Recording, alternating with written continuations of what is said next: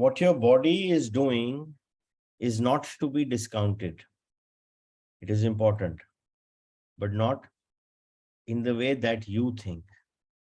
The actions of the body were meant to be reflections of a state of being, not attempts to attain a state of being. In the true order of things, one does not do something in order to be happy. One is happy and hence does something. One does not do some things in order to be compassionate. One is compassionate and hence acts in a certain way. The soul's decision precedes the body's action in a highly conscious person. Only an unconscious person attempts to produce a state of the soul through something the body is doing. This is what is meant by the statement, your life is not about what your body is doing. Yet it is true that what your body is doing is a reflection of what your life is about. It is another divine dichotomy. Yet, know this, if you understand nothing else, you have a right to your joy, children or no children, spouse or no spouse. Seek it, find it, and you will have a joyful family, no matter how much money you make or don't make. And if you aren't joyful and they get up and leave you, then release them with love to seek their joy. If, on the other hand, you have evolved to the point where things of the body are not of concern to you, then you are even more free to seek your joy on earth as it is in heaven. God says it's okay to be happy. Yes, even happy in your work. Your life work is a statement of who you are. If it is not, then why are you doing it? Do you imagine that you have to? You don't have to do anything. If man who supports his family at all costs, even his own happiness, is who you are, then love your work because it is facilitating your creation of a living statement of self. If woman who works at job she hates in order to meet responsibilities as she sees them is who you are, then love your job, for it totally supports your self-image, your self-concept. Everyone can love everything the moment they understand what they are doing and why. No one does anything he doesn't want to do. Again, what we were talking about, जो भी हम कर रहे हैं, it's not that it is being forced upon us. कहीं ना कहीं उस चीज को हमने परमिशन दी है. Anything that we are doing, anything that we are performing, anything that we are creating, be it joy, be it pain, be it misery, be it any kind of an emotion, that go ahead to be that and that sanction to be that is always given by us. And that works through our intention and through our sanction. Life में किसी भी situation में आप हो, जो मर्जी situation, circumstance, event हो, always take full responsibility of wherever you are, because उस सिचुएशन में आप जैसे भी हो, उस चीज की परमिशन आपने दी है. And I am talking about even if it is a situation where you find yourself struggling to cope up with whatever is happening. When you start taking responsibility for whatever that is happening to you and start taking that acceptability for giving that permission, that is your conscious choice of creating an alternative. Because hota kya hai, in that situation where we are slightly at dis-ease, slightly uncomfortable, हम responsibility नहीं लेते हैं, हम वहां blame game शुरू कर देते हैं. इसकी वजह से ये हुआ, इसने किया तो मैं यहां फंसा, ये मैंने तो किया ही नहीं है, ये तो उसने किया है. अब उस ब्लेम गेम के चक्करों में नुकसान किसका हो रहा है? Is yours. Who is running out of time? You. Who is running in misery? You. Because जब आप ब्लेम गेम खेल रहे हो, कहीं ना कहीं आप उसी मिजरी को टेंशन दे रहे हो, उसी मिजरी को ही आप प्रमोट कर रहे हो. But when you say okay, I accept this situation and I feel, yes, deep down, consciously, unconsciously, I have attracted this situation. Now what? What do I do from here? What's the way forward? That will only come once you start getting yourself disassociated from that victim cycle of excuses and blaming. Because आधा time हम अपने आप को वो blaming और victim में ही डाल देते हैं, और उस चीज का रिजल्ट ये होता है कि वो चीज बढ़ती रहती है and we start sulking into that particular situation, event और circumstances, and at one point of time we feel that यार अब तो ये ठीक ही नहीं हो सकता. So start being consciously aware and start taking responsibility, because if you are in that situation consciously or unconsciously, you have made a choice. And now is the right time to take responsibility of that choice. And remember, there are no bad choices. Again, the concept of good choice or a bad choice is coming from the mind. A choice is a choice, evaluation of options and choosing as per what you feel is right, or choosing as per what you feel is appropriate, depending on the circumstances, depending on so many other factors. But जब हम उस चीज को victim mentality से बाहर निकल के accepting और एक रिस्पॉन्सिबली उसको एक्सेप्ट करने की कोशिश करते हैं, that is the time we actually start to make that shift in our circumstances, in our situations. Because then we are no more a victim and we are part and a co-creator in terms of creating and changing that experience. Because then it will involve another choice that now which we can take consciously, and rather than being a victim.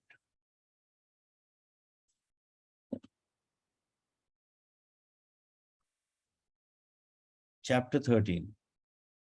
How can I solve some of the health problems I face? I have been the victim of enough chronic problems to last 3 lifetimes. Why am I having them all now in this lifetime? First, let's get one thing straight. You love them. Most of them anyway. You've used them admirably to feel sorry for yourself and to get attention for yourself. On the few occasions when you haven't loved them, it is only because they've gone too far, further than you thought that they would when you created them. Now let's understand what you probably already know. All illnesses is self-created.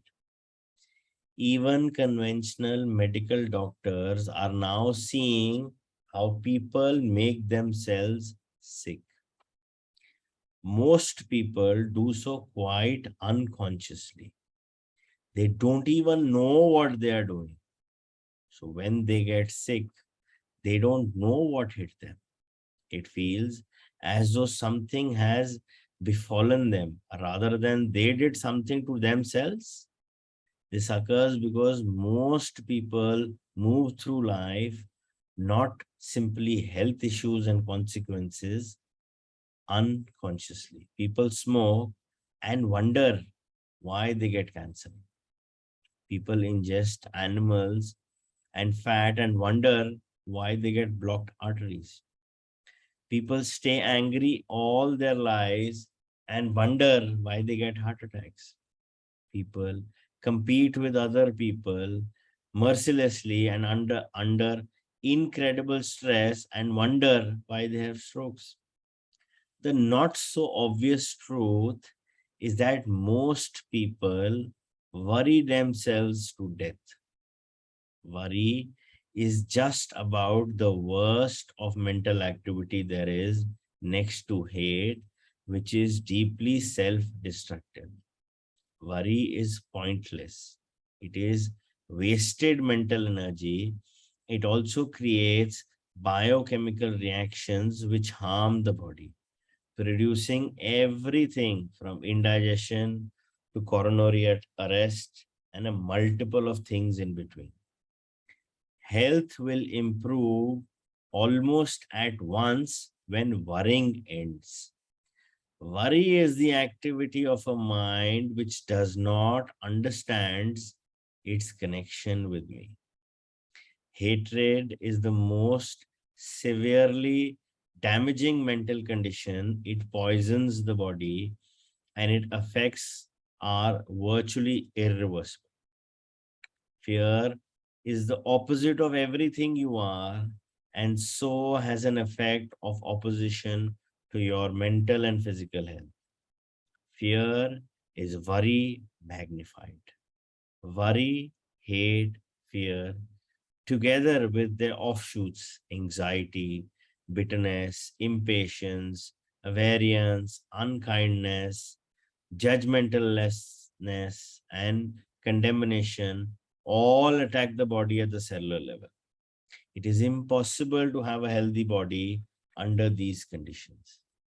Similarly, although to somewhat less degree, conceit, self-indulgence, and greed lead to physical illness and lack of well-being.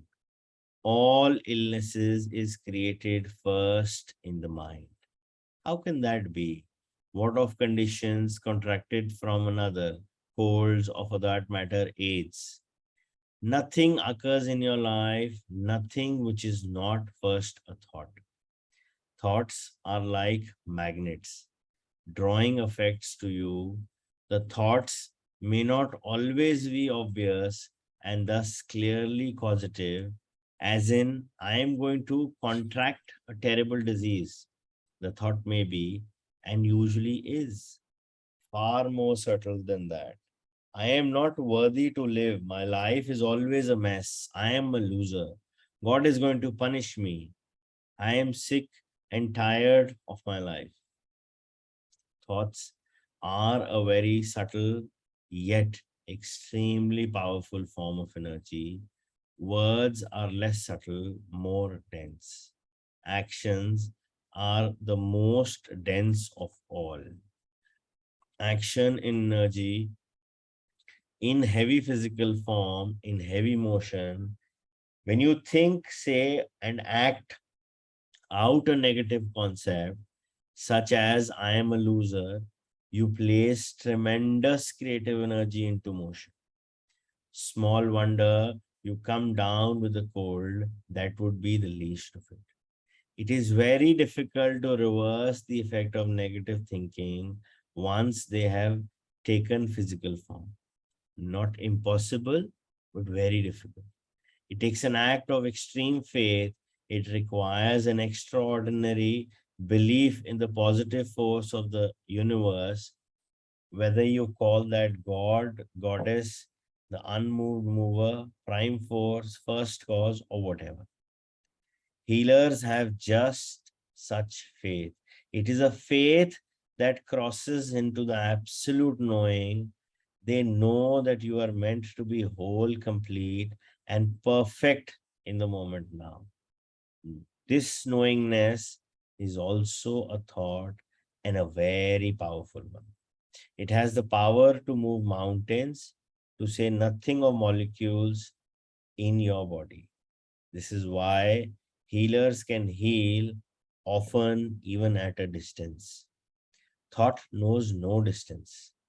Thoughts travel around the world and transverse the universe faster than you can say the word. Say, but the word and my servant shall be healed. And it was so in that self same hour, even before his sentence was finished. Such was the faith of the centurion. Yet you are all mental leapers. Your mind is eaten away with negative thoughts. Some of these are thrust upon you. Many of these actually make up, conjure up yourself, and then harbor and entertain for hours, days, weeks, months, even years. And you wonder why you are sick. You can solve some of the health problems, as you put it, by solving the problems in your thinking. Yes, you can heal some of the conditions you have already acquired or given yourself, as well as prevent major new problems from developing. And you can do this all by changing your thinking also. And I hate to suggest this because it sounds so mundane coming as it were from God, but for God's sake, take better care of yourself. So, a lot of times what happens is हम अपनी thought में इतना सोचने लग जाते हैं कि कहीं ना कहीं consciously or unconsciously we are actually manifesting that dis-ease or that state of that dis-ease, which eventually leads to that disease.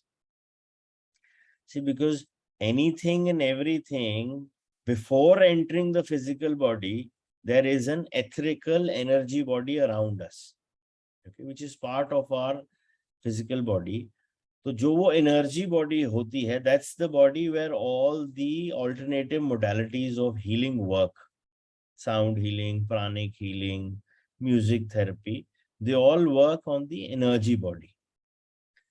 So वहां पे कॉन्सेप्ट और लाइफ का कॉन्सेप्ट ये है कि फिजिकल बॉडी में डिजीज आने से पहले सबसे पहले वो एनर्जी बॉडी में आता है, because then that is in your surrounding, it's in your aura. वहां से स्लोली स्लोली स्लोली वो पेनिट्रेट करता है आपकी फिजिकल बॉडी में, जब आपको थोड़े थोड़े सिम्टम्स आने शुरू हो जाते हैं. सो वो आपकी एनर्जी बॉडी में कैसे आता है? with your thought. Because again, anything and everything on this planet Earth is energy, and thought and words are very powerful energies. अगर जो हम सोच रहे हैं और जो हम बोल रहे हैं वो कहीं ना कहीं हमारे ऑरिक एनर्जी फील्ड को इम्पैक्ट कर रहा है. And then slowly from that auric energy field, which is around 1 feet in diameter across you, slowly and slowly it is starting to penetrate inside the physical body, and then eventually take the form of a disease. So a state of dis-ease comes from the energy body and gets into the physical body and then actually becomes a disease. This is how actually it works. Because कहीं ना कहीं होता क्या है, for example कोई बीमार है, किसी कारण से हो गया. Now if we start thinking about that similar person, जिसकी हम बात कर रहे हैं कि one person is not well, he's sick, and he's known to you, probably a close acquaintance or close family member, the more you start thinking about that person and his illness and his helplessness, क्या कर रहे हैं हम? किस चीज को हम अपनी अटेंशन दे रहे हैं? उस बीमारी को, उस हेल्पलेसनेस को, और उस स्टेट ऑफ डिसईज। सो जहां पे हम अपनी अवेयरनेस, अपनी अटेंशन उस स्टेट को दे रहे हैं, उस बीमारी को दे रहे हैं, उस हेल्पलेसनेस को दे रहे हैं, what are we manifesting in ourselves? We are manifesting that disease or a similar disease. It's not कि डिजीज नहीं होता, होता है, सबको हो जाता है, ऐसा कोई ऐसा इशू नहीं, बट उसको एनर्जी नहीं देते। For example, if there is, because at the end of the day, we all have some past baggages where we have done some things which, are probably part of our manifestation, probably part of our habits, addictions or whatever. So कहीं ना कहीं हमने उस चीज को energy दी हुई है, तो chances are that it might show up in yourself or in your, in the space around you. But अब क्या कर सकते हैं? The question is that कि अगर वो आ गया, अब बोल तो कोशिश करो to give your attention towards the positive. But just in case a situation arises because of whatever we've done in the past, is stop giving it that attention. Rather, जो आप चाहते हो, what is it that you desire for that other person, start giving that the attention. For example, if you find that the person is a bit sick, he's suffering from certain kind of a disease, which is now actually, body disease, rather than thinking यार हाय बेचारा क्या हो गया, क्यों हुआ, start thinking कि वो क्या कर सकता है that he can improve. And instead of being a pillar of grief with him, start becoming a pillar of strength with him. Because he also needs, वो जिस बंदे को या जिस पर्सन को कोई ऐसा इशू है, he is actually in a battle where he is very weak because he feels he's lost. चाहे वो छोटे से छोटा एक बुखार क्यों ना हो, उस स्टेट में उसके साथ पिटीफुल होने से बेटर है उसको पॉजिटिव में कैसे कन्वर्ट करना है। बिकॉज जब हम उस पॉजिटिव को अटेंशन देंगे, that is where we start, we stop that negative impact of that negativity and start creating the positivity. And it actually works. I mean, I have done it so many times with myself, with my, with others around as well. It actually works. It's not, it does not work. But yes, the catch here is that we cannot surrender to the negativity because thought bar bar negative में लेके जाएगा, because उसको वहां pay attention चाहिए, mind को, ego को attention चाहिए, तो वो तो पिटीफुल सिचुएशन क्रिएट कराएगा। And specially if you are the person who is the victim और who is the person who is suffering from sickness, वैसे ही आप you try to say पता नहीं यार मैं तो बड़ा बीमार हूँ, ये है, stop saying it to yourself. No matter what your issue, stop saying that you are not well. Always say, I'm recovering fantastically well. Last week, we did not have book reading sessions. Again, I don't want to boost myself. Wednesday night at 3 o'clock, I had very high fever. and it was somewhere around 104 and it went up to 104.8.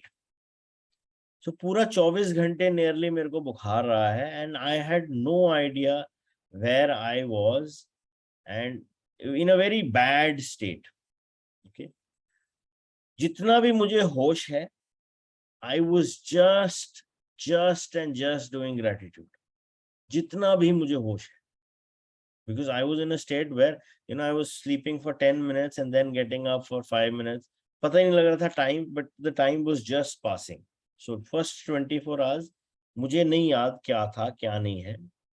But मुझे इतना याद है, जब मैं consciousness regain कर रहा था, I was just continuously saying, हे परमात्मा तेरा शुक्रिया, हे परमात्मा तेरा शुक्रिया. And I have, first time I got such a high fever, but it took 36 hours for the fever to vanish. From 104.8 to normal in 36 hours. And I was shocked. नहीं तो इतने high fever में generally taper down होने में time लगता है, because I remember when I had COVID, it took me nearly 8 days for the fever to subside.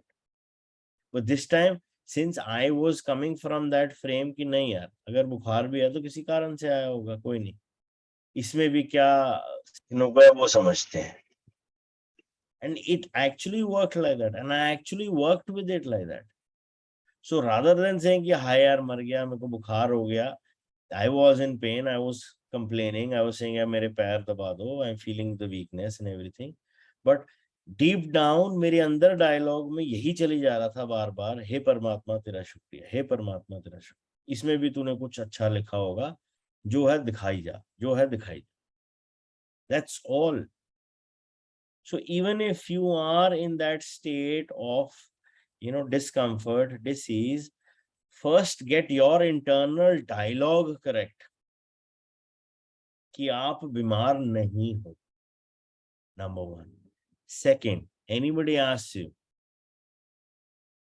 just even if you are not well, I am recovering well. I am on the path of recovery. That's all. You don't need to say, नहीं यार मैं तो बहुत बीमार हो गया यार ये. Don't give it any more attention यार. खत्म करो उसको. Because कहीं ना कहीं हम उसको और manifest करेंगे.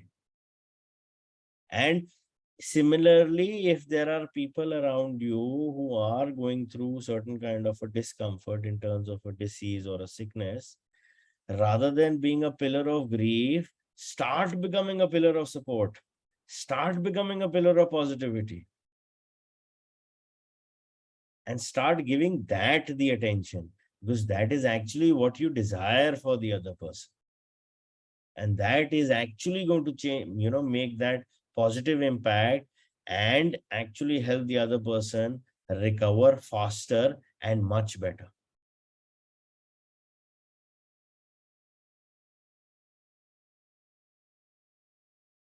You take rotten care of your body, paying it little attention at all until you suspect something's going wrong with it.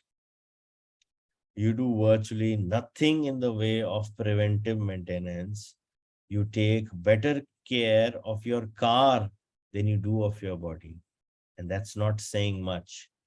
Not only do you fail to prevent breakdowns with regular checkups once a year, physicals, and use of the therapies and medicines you've been given, why do you go to the doctor? Why do you go to the doctor, get her help, then not use the remedies she suggests? Can you answer me that one? You also mistreat your body terribly between these visits, about which you do nothing. You do not exercise it, so it grows flabby and worse yet, weak from non-use. You do not nourish it properly, thereby weakening it further. Then you fill it with toxins and poisons and the most absurd substances posing as food. And still it runs for you, this marvelous engine. Still it chugs along, bravely pushing on in the face of this onslaught. It's horrible. The condition under which you ask your body to survive are horrible, but you will do little or nothing about them. You will read this, nod your head in regretful agreement, and go right back to the mistreatment.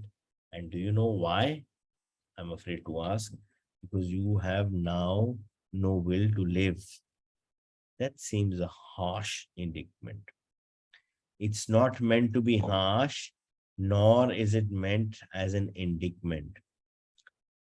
Harsh is a relative term, a judgment you have laid on the words. Indictment connotes guilt, and guilt connotes wrongdoing. There is no wrongdoing involved here, hence no guilt and no indictment. I have made a simple statement of truth. Like all statements of truth, it has the quality of waking you up. Some people don't like to be awakened. Most do not. Most would rather sleep. The world is in the condition that it's in because the world is full of sleepwalkers. With regard to my statement, what about it seems untrue? You have no will to live. At least you have none until now. If you tell me you've had an instant conversion, I will reassess my prediction of what you will now do. I acknowledge that my prediction is based on past experience. It was also meant to wake you up. Sometimes, when a person is really deeply asleep, you have to shake him a little. I have seen in the past that you have had little will to live. Now, you may deny that, but in this case, your actions speak louder than your words. If you ever lit a cigarette in your life, much less smoked a pack a day for 20 years as you have very little will to live. You don't care what you do to your body. But I stopped smoking over 10 years ago, only after 20 years of grueling physical punishment. And if you've ever taken alcohol into your body, you have very little will to will. I drink very moderately. The body was not meant to intake alcohol. It impairs the mind. But Jesus took alcohol. He went to the wedding and turned water into wine. So who said Jesus was perfect? Oh, for God's sake. Say you are becoming annoyed with me. Well, by far, be it from me to become annoyed with God. I mean, that would be a bit presumptuous, wouldn't it? But I do think we can carry all this a bit too far. My father taught me all things in moderation. I think I've stuck to that where alcohol is concerned. The body can more easily recover from only moderate abuse. The saying is therefore useful. Nevertheless, I'll stick to my original statement. The body was not meant to intake alcohol. But even some medicines contain alcohol. I have no control over what you call medicine. I'll stay with my statement. You really are rigid, aren't you? Look, truth is truth. Now, if someone said a little alcohol won't hurt you and placed that statement in the context of life as you now live it, I would have to agree with them. That does not change the truth of what I have said. It simply allows you to ignore it. Yet, consider this. Currently, you humans wear your bodies out typically within 50 to 80 years. Some last longer, but not many. Some stop functioning sooner, but not the majority. Can we agree on that? Yes, okay. All right, we have a good starting point of discussion. Now, when I say I could agree with the statement, a little alcohol won't hurt you, I qualified that by adding in the context of life as you now live it. You see, you people seem satisfied with life as you now live it. But life, it may surprise you to learn, was meant to be lived a whole different way, and your body was designed to last a greater deal longer. It was. Yes. How much longer? Infinitely longer. What does that mean? It means, my son, your body was designed to last forever. Forever? Yes. Read that forevermore. You mean we are never supposed to die? You never do die. Life is eternal. You are immortal. You never do die. You simply change form. You didn't even have to do that. You decided to do that. I didn't. I made your bodies that would last forever. Do you really think the best God could do, the best I could come up with your body that could make it 60, 70, maybe 80 years before falling apart? Is that, do you imagine the limit of my ability? I never thought of putting it that way exactly. I designed your magnificent body to last forever. And the earliest of you did live in the body virtually pain free and without fear of what you now call death. In your religious mythology, you symbolize your cellular memories of these first version humans by calling them Adam and Eve. Actually, of course, there were more than two. At the outside, the idea for you, wonderful souls, to have a chance to know yourself as who you really are through experiences gained in the physical body, in the relative world, as I have explained repeatedly here, this was done through the slowing down of the unfathomable seed of all vibrational thought form to produce matter, including that matter you call the physical body. Life evolved through a series of steps in the blink of an eye that you now call billions of years.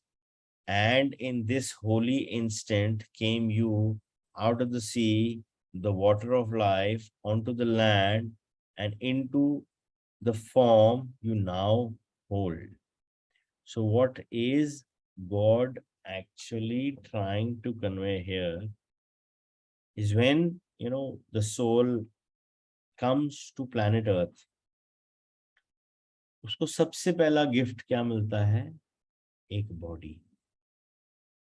And that gift stays with him during his entire journey here on planet Earth. और कहीं ना कहीं अर्थ पे body का एक very बहुत strong significance है, because the body is born on planet Earth and the body actually dies and gets merged with the 5 elements on planet Earth. वो planet Earth छोड़ती ही नहीं है, वो start भी यहीं से होती है, उसका end भी यहीं होता है. And that is a gift given to us when, as soon as we enter planet Earth. But हम उस body का करते क्या हैं in that entire span? That is what determines your life on planet Earth. Because जो body मिली है वो तो जब मिली है in 99% cases परफेक्ट ही मिली है. जब आपको कोई भी नई चीज मिलती है, if you buy a new car, you buy a new toy, 99% of the cases it's perfect. But what happens with the passage of time is how we treat it, how we respect it.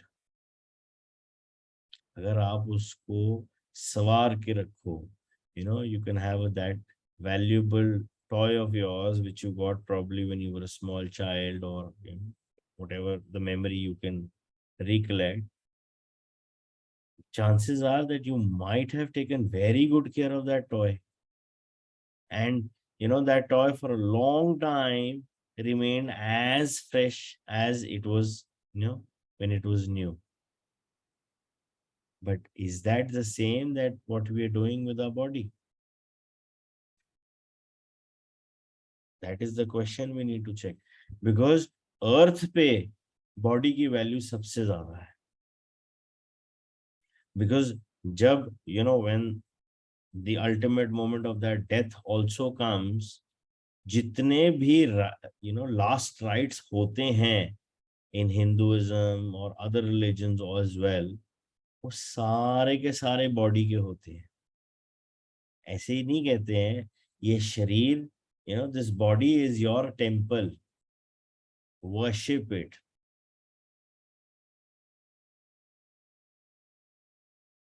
So जो आपको ये physical body मिली है, that is part of who you are. It's not who you really are, but it is a part. But it's a very important part. Because बगैर इस body के as a soul we cannot experience anything. Because metaphysical में हमारे पास सारी knowledge थी, but हमारे पास body नहीं थी to experience it. इसीलिए तो हम यहाँ आए हैं. So the only thing that is revered on planet Earth is the human body. उसी की सबसे ज्यादा पूजा की जाती है. एंड जो लास्ट राइट्स भी होते हैं वो सारे बॉडी के होते हैं.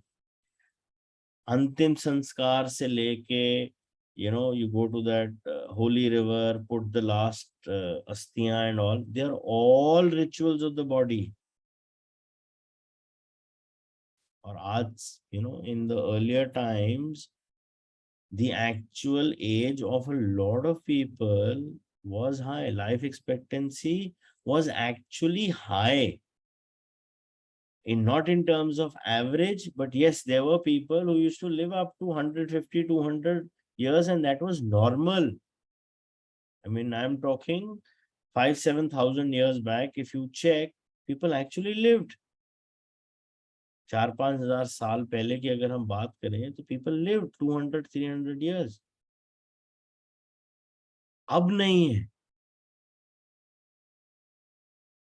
And with so much of commercialization, with so much of preservatives in our food, with so much of chemicals in our food, it is actually affecting the body in the worst circumstance possible. Just for the vested interest of a few FMCG companies, जो आज हम खाना खा रहे हैं, especially the packaged food, or I would say, the fertilizers that are being used for better harvest, is all killing the body some way or the other. और रहती सहती कसर, I mean, I am a part of it. रहती सहती कसर हम अपनी बुरी आदतों से उसमें डाल देते हैं कि जी हम तो ड्रिंक भी करेंगे, हम तो स्मोक भी करेंगे, हम तो एक्सरसाइज भी नहीं करेंगे, हम तो तलावा भी खाएंगे, हम तो सब कुछ करेंगे. So yes, I mean, it is a wake-up call for all, including me today. कि what are we doing with the body? एक ही जिंदगी है, एक ही बॉडी है. रिप्लेसमेंट भी मुश्किल है कि हम कस्टमर क्लेम में डाल देंगे भैया थोड़ा सा बॉडी में इश्यू आ गया, रिप्लेस कर दो जरा, गारंटी के अंदर है. There is no guarantee. इसी का ध्यान रखना पड़ेगा, इसी को ठीक रखना पड़ेगा, और कोई ऑप्शन नहीं लगता है मुझे हमारे पास है.